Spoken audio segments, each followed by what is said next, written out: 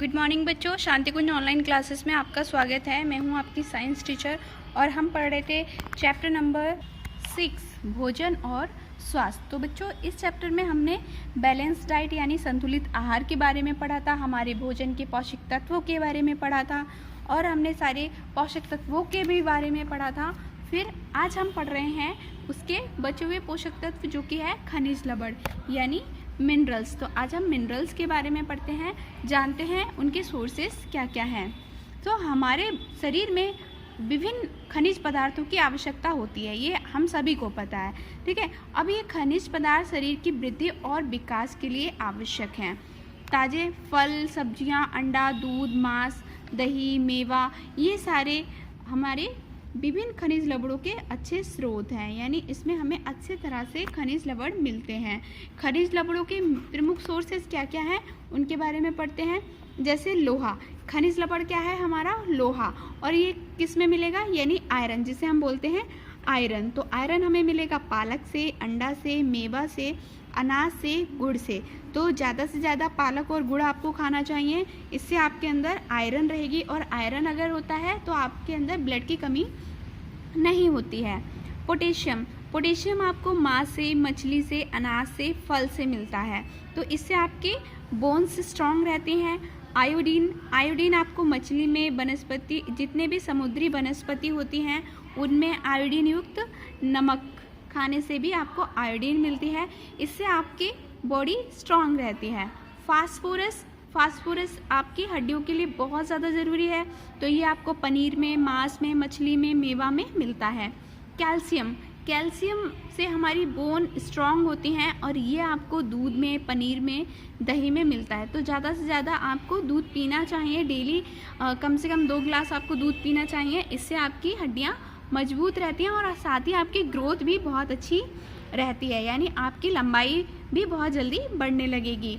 Sodium, sodium आपका साधारण नमक में, अंडा में, मछली में, दूध में, इसमें मिलता है, तो ये खाने से आप बहुत ही जल्दी ग्रो करने लगेंगे और आप हेल्दी रहेंगे, ठीक है। नेक्स्ट इज खनिजों की कमी। आखिर इनकी कमी से क्या क्या प्रॉब्लम आ सकती हैं।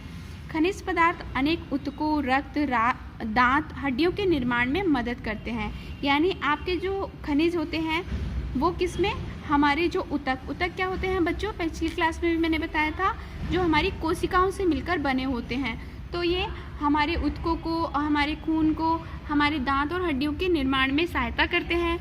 घेंगा हो गया, अपच हो गया, रक्त की कमी हो गई, हड्डियों में कमजोरी हो गई, हाथ पैर का कांपना, ये सारे रोग हमारे खनिज लवणों की कमी की वजह से होते हैं। तो हमारी बॉडी में इनकी कमी नहीं होनी चाहिए। शरीर में लोहा, नमक तथा खनिज की कमी से रक्ताल्पता, जिसे बोलते हैं खून की कमी हो जाना की समस्या हो जाती है, यानी हमें प्रॉपर खनिज लेने चाहिए।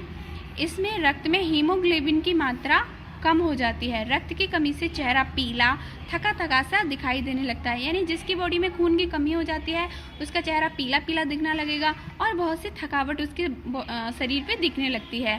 कैल्शियम, फास्फोरस के अभाव में हमारी हड्डियाँ और दांत दुर्बल हो जाते हैं, तो फास्फोरस और कैल्शियम बहुत ज़्यादा ज़रूरी है, इससे हड्डियाँ कमज़ोर हो जाती हैं।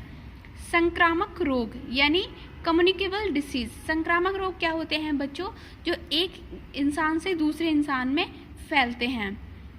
कभी कभी आप रोगग्रस्त व्यक्ति के संपर्क में आकर रोगों से ग्रसित हो जाते हैं, जैसे सामान्य सर्दी हो गया, चेचक हो गया, आई फ्लू हो गया, इन्हें हम संक्रामक रोग कहते हैं क्योंकि ये एक व्यक्ति से दूसरे व्यक्ति के बीच फैलते हैं।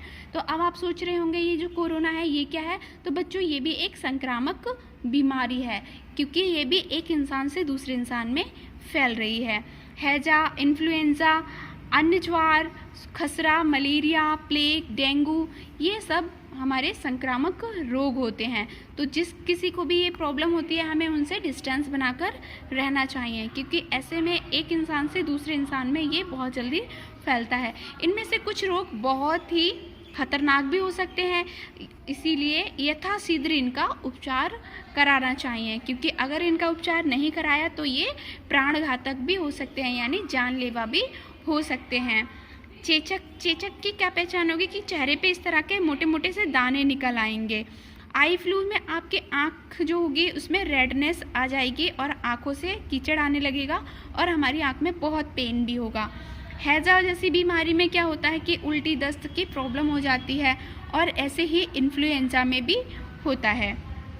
एड्स भी एक संक्रामक रोग है, लेकिन इसका प्रसार हवा द्वारा नहीं होता। ये रोगग्रस्त व्यक्ति को स्पर्श करने या उसके आसपास रहने से भी नहीं होता। तो बच्चों, एड्स भी एक हमारी ऐसी ही संक्रामक रोग है जो कि हवा से नहीं फैलता। ये हम आगे की क्लास में पढ़ेंगे तो आपको और अच्छे से समझ में आएगा। हमें रोग क्यों हो जाते हैं, हमें ये जानना है कि आखिर ये रोग हो ही क्यों जाते हैं, जबकि हम खाना तो ठीक ठाक खाते हैं फिर भी हमें रोग हो जाते हैं। इसके बहुत सारे कारण हैं। हम रोगाणुओं के द्वारा रोगग्रस्त हो जाते हैं, यानी रोगाणु क्या होते हैं, जैसे बैक्टीरिया हो गया या वायरस हो गया, इनसे रोगाणु हमारे शरीर में प्रवेश कर हमारे शरीर को रोगग्रस्त बना देते हैं। अलग अलग प्रकार के रोगाणु अलग अलग प्रकार के रोग उत्पन्न करते हैं। तो बच्चों, इन रोगाणुओं के बारे में हम नेक्स्ट क्लास में पढ़ेंगे। अब आपको क्या करना है, जितना मैंने अभी पढ़ाया है खनिज लवण के बारे में, तो ये सारे आपको अच्छे से लर्न करने हैं। संक्रामक रोगों के नाम आपको याद रखने हैं, ठीक है। अब हम करते हैं होमवर्क। तो बच्चों, होमवर्क में मैंने आपको सही विकल्प करा दिए थे, रिक्त स्थानों की पूर्ति भी करा दी थी। अब आपको सही गलत का निशान लगाना है। देखो, पहला प्रश्न क्या है, ताज़ी हवा स्वास्थ्य के लिए लाभदायक है? बिल्कुल सही, लाभदायक है। भोजन ढककर नहीं पकाना चाहिए? गलत, हमें ढककर पकाना चाहिए। थर्ड है, प्रोटीन की कमी होने पर हमें स्कर्वी रोग हो जाता है। जो स्कर्वी रोग किससे होता है? विटामिन सी की कमी से। तो ये थर्ड हमारा रॉन्ग हो जाएगा। फोर्थ में लिखना है, संतरा विटामिन सी प्रदान करता है। बिल्कुल सही है, तो इस पर सही का निशान लगाओगे।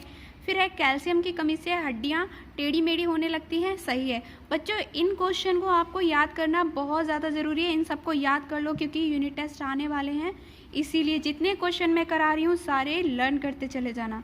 ओके, नेक्स्ट क्लास में हम आगे का पढ़ते हैं। तब तक के लिए बाय बाय।